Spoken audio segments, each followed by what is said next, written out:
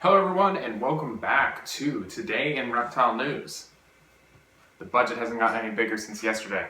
So, aside from budget jokes, let's get right into the news. For entertainment news today, it's already turning into TMZ in here, or MTV. MTV. We've got Venom Hunters. Now this is not a brand new TV show. This came out February the 17th of 2016, and it's already March the 6th.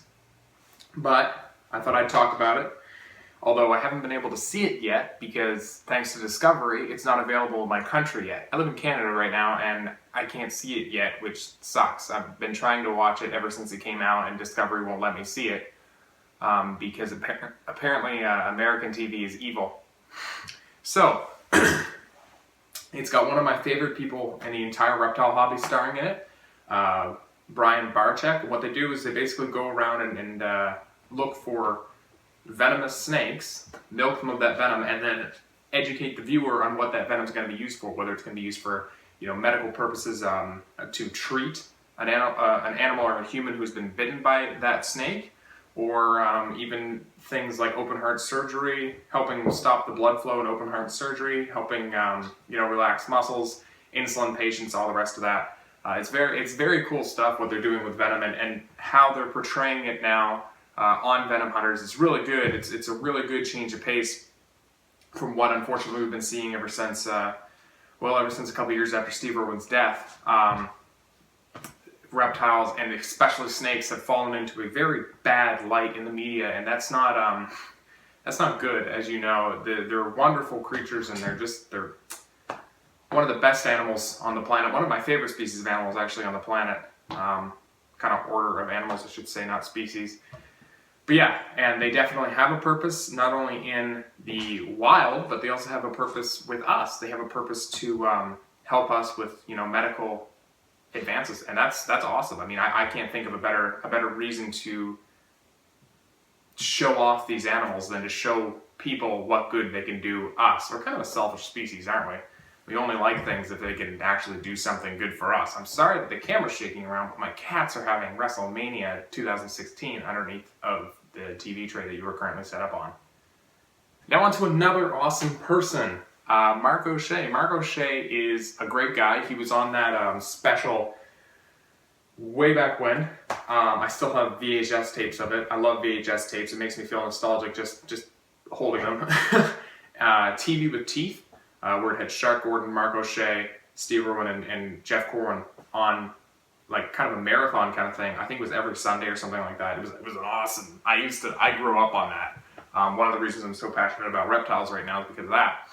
And Mark OShea has long been one of my kind of idols. I've always held him in super high regard.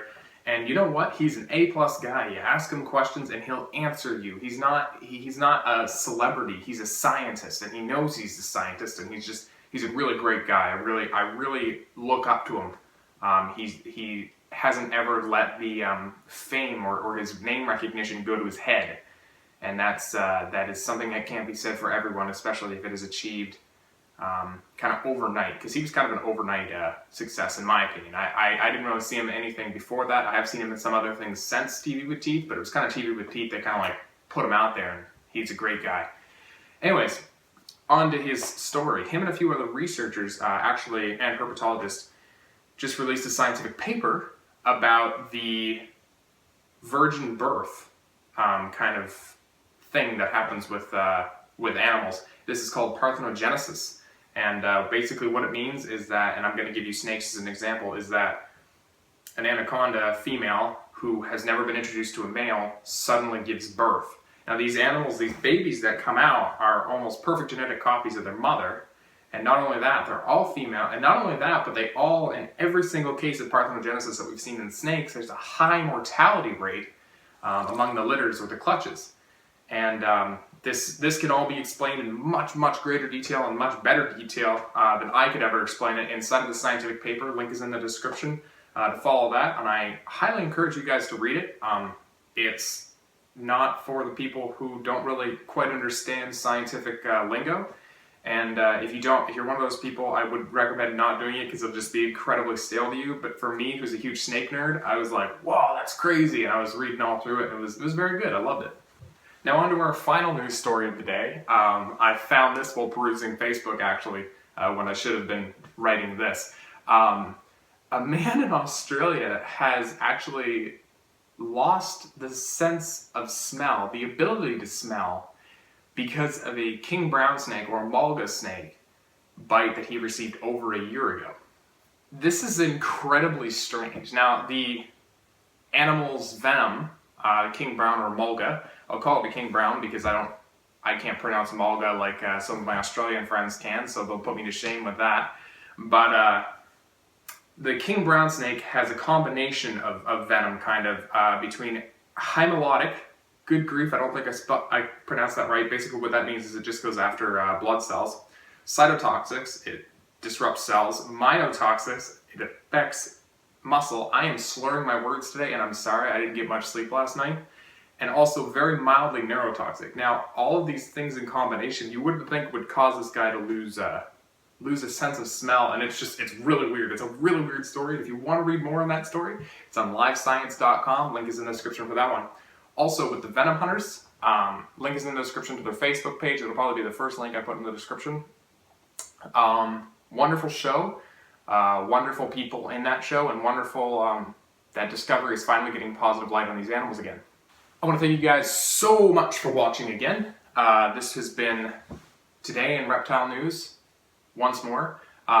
If you guys like what you see, leave a like. If you don't like what you see, leave me some constructive criticism down below. Tell me what I can do better next time. Tell me what I should invest more money into. Maybe that's a better sticker for my Mac, or maybe it's a green screen, or what have you. I mean, just tell me what you think that I need to put into this to make it better for you guys.